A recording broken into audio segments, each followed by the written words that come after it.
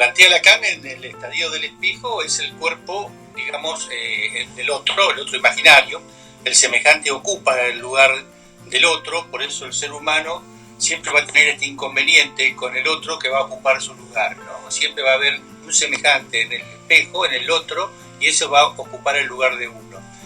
Y Lacan lo que plantea en la tercera es una conferencia que él dicta en Roma. Es interesante marcar que la tercera es el inicio del seminario de RCI, o sea, es donde comienza realmente la última enseñanza de Lacan. Y él ahí dice que esa prematuración, digamos, no es un concepto de él, es de Bloch, y él lo único que ha querido ser siempre es lógico y no original. Y entonces tenemos un cuerpo imaginario donde el ser humano se alinea en el otro, y esto le trae, digamos, la completud que él en su cuerpo, de alguna manera, poco maduro, o sea, ese cuerpo fragmentado, que va a ser el cuerpo de las pulsiones, logra una unidad que es una unidad imaginaria. Esta unidad imaginaria es la que va a dar luego origen, digamos, a la lectura del narcisismo desde la imagen. Pero en la última enseñanza ya de Lacan, digamos, y en el tema del último seminario de Miner del 2011, aparece un concepto del narcisismo diferente al concepto del imaginario, que no es el amor a la imagen, sino que es el amor a sí mismo.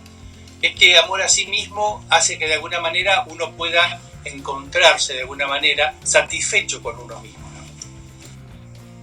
¿Y cuál sería el concepto que se amplía a partir de Lacan con el tema del narcisismo? El concepto es que en Freud el narcisismo es algo como un amor a la imagen de uno. En cambio, la última enseñanza es el estar satisfecho con lo que uno hace con uno. Digamos, es un amor a sí mismo, a lo que uno ha logrado sublimar, al escabel de uno. Ajá. ¿Y cuál sería el concepto de escabel? El concepto de escabel es habría que trabajar primero qué es un síntoma, ¿no es cierto? Porque Lacan empieza a profundizar el concepto de las pulsiones, hace esto de alguna manera de la marca de goce, que es el síntoma, digamos, es una marca que no tiene relación con el otro, no tiene sentido, no busca comunicarse, digamos, es autista el goce. El goce autista de alguna manera opaco, por eso le dice opaco, a través, digamos, de lo simbólico, del imaginario de lo simbólico, se logra un saber hacer. Entonces, por ejemplo, en Joyce, el escabel es el síntoma, es la escritura. Cuando Joyce escribe y transforma el lenguaje de alguna manera inglés, ¿no? Hace todas estas transformaciones del lenguaje inglés, como que es un nuevo idioma casi, digamos, es el síntoma. Pero en Joyce, el escabel es la publicación, es la relación con el otro, es buscar que el otro hable. Es muy diferente, por ejemplo, relacionar Joyce con relacionar Pessoa, porque el portugués, por ejemplo, no tenía relación con el otro. Digamos, Joyce era alguien que dependía mucho del otro. Si alguien entendía su obra o algún pedazo, iba y la cambiaba. Joyce le hacían entrevista, a veces iba, a veces no iba, ¿no? O sea, no tenía esta relación con el otro. ¿Y cómo puedes definir el síntoma? El síntoma es como un goce iterativo, o sea, es un goce que no repite, sino que itera. Es aquello que vive en nosotros, digamos, y con lo cual nosotros somos manejados, ¿cierto? El cuerpo, digamos, del goce. Este goce, como dice Lacan, puede servir, ¿no? Para de alguna manera uno hacer una gran obra, ¿no? Una gran literatura, ser feliz, o bien para ponerse un chaleco con bomba y suicidarse a través de la pulsión de muerte en un subterráneo. Digamos, tenemos que ir al concepto de uno. El uno que Lacan trabaja es el uno del cual nada se puede decir, el uno que está solo, el uno que no tiene relación con nada. Cualquier cosa que uno quiera decir del uno ya entra de alguna manera en el sentido y ya entra en la relación con la formación del otro con mayúscula. Entonces, si vos querés decir que el uno es igual a sí mismo, ya estás diciendo algo. Por eso Lacan no dice exactamente uno, dice hay del uno. ¿no? Hay del uno. En francés es decir, hay del uno, algo existe uno. Y es una marca de goce, que es una marca que va a dar origen al acontecimiento del cuerpo. El acontecimiento del cuerpo ya lo trabajaba con el concepto de la angustia. El concepto de la angustia es donde el mundo se pierde. El psicoanálisis comprueba la existencia a través de los afectos y fundamentalmente la certeza de la angustia. Con la angustia todo el mundo se pierde, ¿no? ¿Cómo podés resumir vos, de acuerdo a tu experiencia clínica, el concepto del cuerpo de acuerdo a lo que vos viste con tus pacientes, de acuerdo a lo que estudiaste, de acuerdo a lo que nosotros aprendemos en la escuela de orientación lacaniana, ¿no? Más que definir el concepto, yo lo que te podría decir es donde veo yo el goce en los pacientes, y uno de alguna manera lo ve en los objetos de goce, de alguna manera la voz, la mirada, ¿no? Los objetos freudianos, ya clásicos, pero aparte uno lo ve también en las alucinaciones, lo ve en los fenómenos elementales del cuerpo.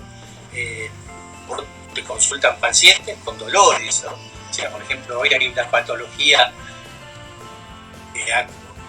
que se ha desarrollado, que es decir, que alguien no sabe qué es, por ejemplo, la fibromialgia, ¿no? La fibromialgia es un cuadro donde hoy decimos que tiene fibromialgia, a lo que no sabemos, digamos, qué origen tiene. La fibromialgia que está conectada con el hipotiroidismo, el reumatismo, pero en realidad no hay una respuesta científica, entre comillas, ¿no? No se sabe. Es como que son muchas cosas para decir que es una, ¿no? Uh-huh. Pero bueno, se le da un nombre y entonces el paciente logra un nombre de una patología y con eso se agrupa, ¿no? Hace grupos, ¿no? Lucha, hace un ser de la fibromialgia, digamos, ¿no? Y bueno, hay un espacio, ¿no es cierto? Porque el problema, de alguna manera, es luchar contra esta pérdida del ser, contra esta pérdida de los lugares, donde muy bien lo dice Eric Laurent en el reverso de la biopolítica, el silencio de alguna manera de las plazas después de los atentados es la búsqueda de un lugar, digamos, es un lugar que la angustia ha dejado vacío para poder recuperar con el hacer algo del ser. Ajá. Freud en Psicología de las Masas tiene un concepto de masa, que supongo que obviamente por la evolución y por entrar al posmodernismo y todo lo demás, este concepto ha variado. ¿Cómo puedes hacer las diferencias entre el concepto de masa de Freud y el concepto de masa de hoy? Freud, digamos, escribe este artículo en lo que se podría llamar las entreguerras, digamos, de la Primera Guerra Mundial y la Segunda Guerra Mundial, que es la gran guerra del siglo. En este entreguerras, de alguna manera, Freud escribe este libro ante el surgimiento de los movimientos totalitarios, ¿no? O sea, Führer en Italia, Franco, Hitler, Stalin, y lo que lee Freud en esos lugares, en esos movimientos, es un fenómeno de la identificación a un rasgo único, que es el bigotito, ¿no es cierto? Uh-huh. Entonces, la psicología de la masa de Freud se basa fundamentalmente en un sistema de identificación al líder. Hoy, de alguna manera, se ve fenómenos sociales, como el primero que hubo en Brasil, que fue el movimiento Black. Después estuvieron los otros movimientos en España, de que terminaron formando el grupo Podemos, algunos movimientos en Wall Street, ¿no? O sea, elementos y de alguna manera lo que se ve es que estos son con líderes, son movimientos donde en la democracia actual, ¿no es cierto?, que es una democracia individualista, aislada, de golpe hay un producto, digamos, de la angustia que hace que estos individuos tengan necesidad de salir, ¿no? De salir a algo, a encontrarse con algo, sin tener muy en claro de alguna manera cuál es el objetivo, y no es un objetivo común, pero es un movimiento de alguna manera que uno ve que hay un goce transindividual y ya no un goce hacia un líder identificatorio. Lo que ha perdido de alguna manera muchísima importancia en la época actual es el tema de la identificación. Vos fíjate que la gente que se dedica a laborales está marcando muy claramente esta dificultad de la identificación, porque la gente que entra a trabajar no quiere ser como el jefe. Anteriormente alguien entraba en una empresa, quería ser como el jefe, quería ser como el gerente, quería ser como el otro, y hoy de alguna manera la gente que está a trabajar no tiene esa intención. Entonces se nota claramente este déficit de la identificación, que estaba bien claro en la época de Freud, donde la solución era la solución del gran hombre, del gran líder, ¿no es cierto? Y este movimiento de alguna manera de masas actuales, ¿no?, de esta democracia individualista, lo que no se sabe muy bien es a dónde va a apuntar. Por ejemplo, en España ha podido hacer un movimiento Podemos, ¿no?, con sus altibajos, pero hay teorías a dónde va. Entonces, hay teorías que pueden, de alguna manera, bueno, Michael Houellebecq, el escritor francés, dice que podría terminar en un nuevo Dios. Otros dicen que pueden de alguna manera reforzar el sistema de las leyes patrióticas de Norteamérica, que son las leyes de la pérdida de la seguridad, de la pérdida de la libertad. Bueno, y así tenemos diferentes teorías sobre este fenómeno de las masas, que es un fenómeno que estamos viviendo hoy en día, ¿no? O sea, la gente sale a la calle sin ser de alguna manera manejada por líder, ¿no? Son masas sin líderes, a diferencia de la época de Freud. Ahora, esta diferencia que encontramos en la época de Freud, donde decae un poco la identificación al líder, yo creo que es producto de Internet, de Facebook, Instagram, WhatsApp, bla, bla, bla, todo eso. Digamos, ¿vos qué opinás respecto a eso? Que sí, por supuesto, pero en realidad también todo eso lo que marca es la caída del nombre del padre, ¿no? O sea, la caída del padre es una caída que comienza, según dicen, con la caída de la Revolución Francesa, donde cae el rey, y de ahí de alguna manera comienzan todos estos fenómenos de que no hay de alguna manera una exigencia de sobrevivir, digamos, alguien que nos obligue a vivir, y aparece todo el concepto esto que ya está en la Constitución norteamericana, que es anterior a la Revolución Francesa, de que el hombre tiene que ser feliz. Entonces aparece este concepto de la felicidad, que se va desarrollando, ¿no es cierto?, y el hombre tiene el derecho, porque en la Constitución de los Estados Unidos dice que el hombre tiene el derecho a ser feliz. Pero ese no es un concepto muy superyoico. ¿De ser feliz? Sí, sí. Sí, lo que pasa es que de alguna manera esto que comienza, ¿no?, como un concepto de que no tiene que ser infeliz, que tiene que ser feliz, de alguna manera se transforma finalmente en la obligación de gozar. Sí, salí a gozar. Y comprar todo, hacer todo, no importa lo que valga, no importa el tiempo. Eso cuando de alguna manera, cuando la globalización de alguna manera produce objetos de consumo, y entonces la gente, digamos, compra. Mirá, María Lembrus dictaba una conferencia en Córdoba y decía que se compran los objetos de la vidriera para una satisfacción que dura de la vidriera al placar. Claro, y aparte ahí aparece el tema de la inmediatez.